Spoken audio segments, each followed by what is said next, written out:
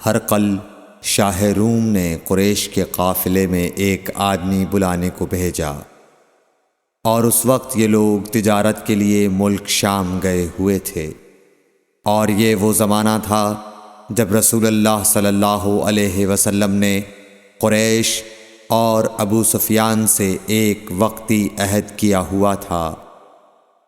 جب ابو سفیان اور دوسرے لوگ ہرقل کے پاس ایلیا پہنچے جہاں ہرقل نے دربار طلب کیا تھا، اس کے گرد روم کے بڑے بڑے لوگ، علماء، وزراء و امراء بیٹھے ہوئے تھے۔ ہرقل نے ان کو اور اپنے ترجمان کو بلوایا، پھر ان سے پوچھا کہ تم میں سے کون شخص مدعی رسالت کا زیادہ قریبی عزیز ہے؟ ابو سفیان کہتے ہیں کہ میں بول اٹھا کہ میں اس کا سب سے زیادہ قریبی رشتہ دار ہوں۔ یہ سن کر ہرقل نے حکم دیا کہ اس ابو سفیان کو میرے قریب لا کر بٹھاؤ اور اس کے ساتھیوں کو اس کی پیٹھ کے پیچھے بٹھا دو۔ پھر اپنے ترجمان سے کہا کہ ان لوگوں سے کہہ دو کہ میں ابو سفیان سے اس شخص یعنی محمد صلی اللہ علیہ وسلم کے حالات پوچھتا ہوں۔ اگر یہ مجھ سے کسی بات میں جھوٹ بول دے تو تم اس کا جھوٹ ظاہر کر دینا۔ ابو سفیان کا قول ہے کہ خدا کی قسم اگر مجھے یہ غیرت نہ آتی کہ یہ لوگ مجھ کو جھٹلائیں گے تو میں آپ صلی اللہ علیہ وسلم کی نسبت ضرور غلط گوئی سے کام لیتا۔ خیر، پہلی بات جو ہرقل نے مجھ سے پوچھی وہ یہ کہ اس شخص کا خاندان تم لوگوں میں کیسا ہے؟ میں نے کہا وہ تو بڑے اونچے عالی نسب والے ہیں۔ کہنے لگا اس سے پہلے بھی کسی نے تم لوگوں میں ایسی بات کہی تھی؟ میں نے کہا نہیں۔ کہنے لگا اچھا اس کے بڑوں میں کوئی بادشاہ ہوا ہے؟ میں نے کہا نہیں۔ پھر اس نے کہا بڑے لوگوں نے اس کی پیروی اختیار کی ہے یا کمزوروں نے؟ میں نے کہا نہیں، کمزوروں نے۔ پھر کہنے لگا اس کے تابعدار روز بڑھتے جاتے ہیں یا کوئی ساتھی پھر بھی جاتا ہے؟ میں نے کہا نہیں۔ کہنے لگا کیا اپنے اس دعوی نبوت سے پہلے کبھی کسی بھی موقع پر اس نے جھوٹ بولا ہے؟ میں نے کہا نہیں، اور اب ہماری اس سے صلح کی ایک مقررہ مدت ٹھہری ہوئی ہے، معلوم نہیں وہ اس میں کیا کرنے والا ہے۔ ابو سفیان کہتے ہیں میں اس بات کے سوا اور کوئی جھوٹ اس گفتگو میں شامل نہ کر سکا۔ ہرقل نے کہا کیا تمہاری اس سے کبھی لڑائی بھی ہوئی ہے؟ ہم نے کہا کہ ہاں۔ بولا پھر تمہاری اور اس کی جنگ کا کیا حال ہوتا ہے؟ میں نے کہا لڑائی ڈول کی طرح ہے، کبھی وہ ہم سے میدان جنگ جیت لیتے ہیں اور کبھی ہم ان سے جیت لیتے ہیں۔ ہرقل نے پوچھا وہ تمہیں کس بات کا حکم دیتا ہے؟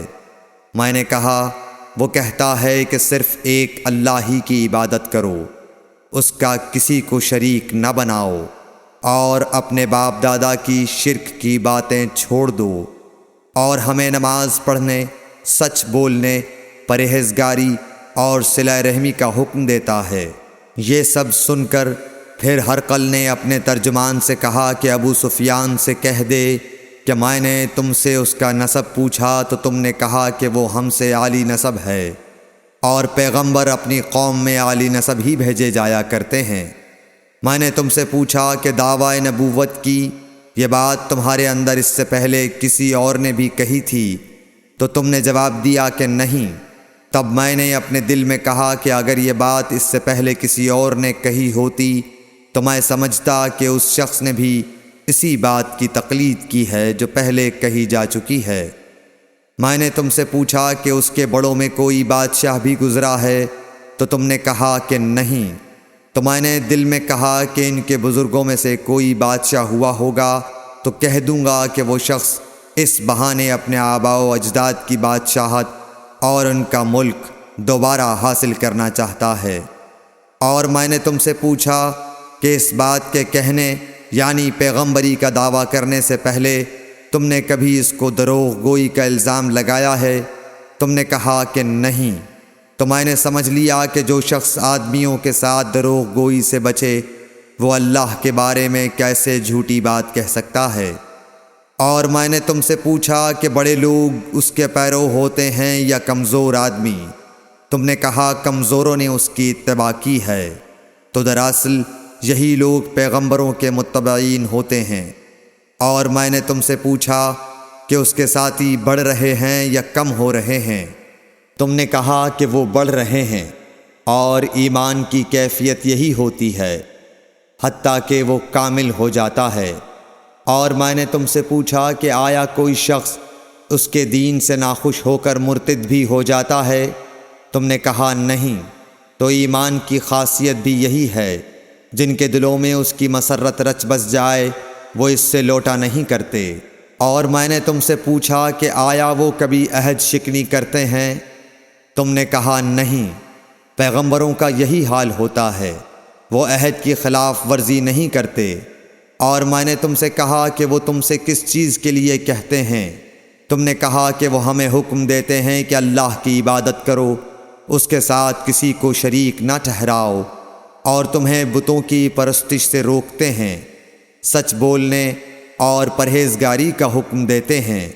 لہٰذا اگر یہ باتیں جو تم کہہ رہے ہو سچ ہیں تو عنقریب وہ اس جگہ کا مالک ہو جائے گا کہ جہاں میرے یہ دونوں پاؤں ہیں۔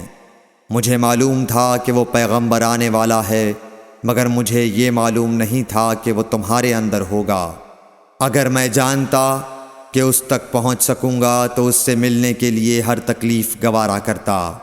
اگر میں اس کے پاس ہوتا تو اس کے پاؤں دھوتا۔ ہرقل نے رسول اللہ صلی اللہ علیہ وسلم کا وہ خط منگایا جو آپ نے وحیہ کلبی رضی اللہ تعالیٰ عنہ کے ذریعے حاکم بصرہ کے پاس بھیجا تھا، اور اس نے وہ ہرقل کے پاس بھیج دیا تھا۔ پھر اس کو پڑھا تو اس میں لکھا تھا، اللہ کے نام کے ساتھ جو نہایت مہربان اور رحم والا ہے۔ اللہ کے بندے اور اس کے پیغمبر محمد صلی اللہ علیہ وسلم کی طرف سے یہ خط ہے شاہ روم کے لیے۔ اس شخص پر سلام ہو جو ہدایت کی پیروی کرے۔ اس کے بعد میں آپ کے سامنے دعوت اسلام پیش کرتا ہوں۔ اگر آپ اسلام لے آئیں گے تو دین و دنیا میں سلامتی نصیب ہوگی، اللہ آپ کو دوہرا ثواب دے گا۔ اور اگر آپ میری دعوت سے روگردانی کریں گے تو آپ کی رعایا کا گناہ بھی آپ ہی پر ہوگا۔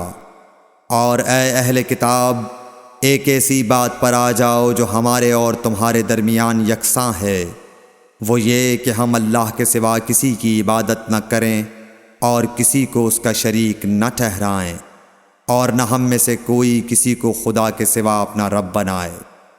پھر اگر وہ اہل کتاب اس کتاب سے منہ پھیر لیں تو مسلمانوں، تم ان سے کہہ دو کہ تم مانو یا نہ مانو، ہم ایک خدا کے اطاعت گزار ہیں۔ ابو سفیان کہتے ہیں، جب ہرقل نے جو کچھ کہنا تھا کہہ دیا اور خط پڑھ کر فارغ ہوا تو اس کے ارد گرد بہت شور و غوغا ہوا، بہت سی آوازیں اٹھیں اور ہمیں باہر نکال دیا گیا۔ تب میں نے اپنے ساتھیوں سے کہا کہ ابو کبشہ کے بیٹے حضرت صلی اللہ علیہ وسلم کا معاملہ تو بہت بڑھ گیا۔ دیکھو تو اس سے بنی اصفر روم کا بادشاہ بھی ڈرتا ہے۔ مجھے اس وقت سے اس بات کا یقین ہو گیا کہ حضور صلی اللہ علیہ وسلم عنقریب غالب ہو کر رہیں گے، حتیٰ کہ اللہ نے مجھے مسلمان کر دیا۔ راوی کا بیان ہے کہ ابن ناطور ایلیا کا حاکم ہرقل کا مصاحب اور شام کے نصارہ کا لاٹ پادری بیان کرتا تھا کہ ہرقل جب ایلیا آیا ایک دن صبح کو پریشان اٹھا تو اس کے درباریوں نے دریافت کیا کہ آج ہم آپ کی حالت بدلی ہوئی پاتے ہیں، کیا وجہ ہے؟ ابن ناطور کا بیان ہے کہ ہرقل نجومی تھا، علم نجوم میں وہ پوری مہارت رکھتا تھا۔ اس نے اپنے ہم نشینوں کو بتایا کہ میں نے آج رات ستاروں پر نظر ڈالی تو دیکھا کہ ختنہ کرنے والوں کا بادشاہ ہمارے ملک پر غالب آ گیا ہے۔ بھلا اس زمانے میں کون لوگ ختنہ کرتے ہیں؟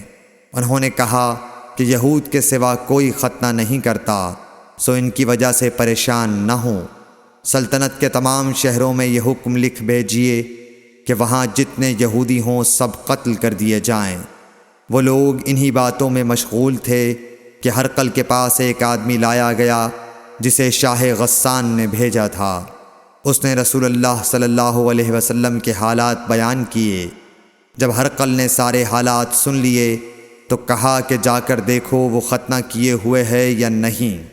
انہوں نے اسے دیکھا تو بتلایا کہ وہ ختنہ کیا ہوا ہے۔ ہرقل نے جب اس شخص سے عرب کے بارے میں پوچھا تو اس نے بتلایا کہ وہ ختنہ کرتے ہیں۔ تب ہرقل نے کہا کہ یہی محمد صلی اللہ علیہ وسلم اس امت کے بادشاہ ہیں جو پیدا ہو چکے ہیں۔ پھر اس نے اپنے ایک دوست کو رومیہ خط لکھا اور وہ بھی علم نجوم میں ہرقل کی طرح ماہر تھا۔ پھر وہاں سے ہرقل حمص چلا گیا۔ ابھی حمص سے نکلا نہیں تھا کہ اس کے دوست کا خط اس کے جواب میں آ گیا۔ اس کی رائے بھی حضور صلی اللہ علیہ وسلم کے ظہور کے بارے میں ہرقل کے موافق تھی کہ محمد صلی اللہ علیہ وسلم واقعی پیغمبر ہیں۔ اس کے بعد ہرقل نے روم کے بڑے آدمیوں کو اپنے حمص کے محل میں طلب کیا اور اس کے حکم سے محل کے دروازے بند کر لیے گئے۔ پھر وہ اپنے خاص محل سے باہر آیا اور کہا، اے روم والو، کیا ہدایت اور کامیابی میں کچھ حصہ تمہارے لیے بھی ہے؟ اگر تم اپنی سلطنت کی بقا چاہتے ہو تو پھر اس نبی صلی اللہ علیہ وسلم کی بیعت کر لو اور مسلمان ہو جاؤ۔ یہ سننا تھا کہ پھر لوگ وحشی گدھوں کی طرح دروازوں کی طرف دوڑے مگر انہیں بند پایا۔ آخر جب ہرقل نے اس بات سے ان کی یہ نفرت دیکھی اور ان کے ایمان لانے سے مایوس ہو گیا تو کہنے لگا کہ ان لوگوں کو میرے پاس لاؤ۔ جب وہ دوبارہ آئے تو اس نے کہا، میں نے جو بات کہی تھی اس سے تمہاری دینی پختگی کی آزمائش مقصود تھی، سو وہ میں نے دیکھ لی۔ تب یہ بات سن کر وہ سب کے سب اس کے سامنے سجدے میں گر پڑے اور اس سے خوش ہو گئے۔ بالآخر ہرقل کی آخری حالت یہی رہی۔ صحیح بخاری حدیث نمبر 7۔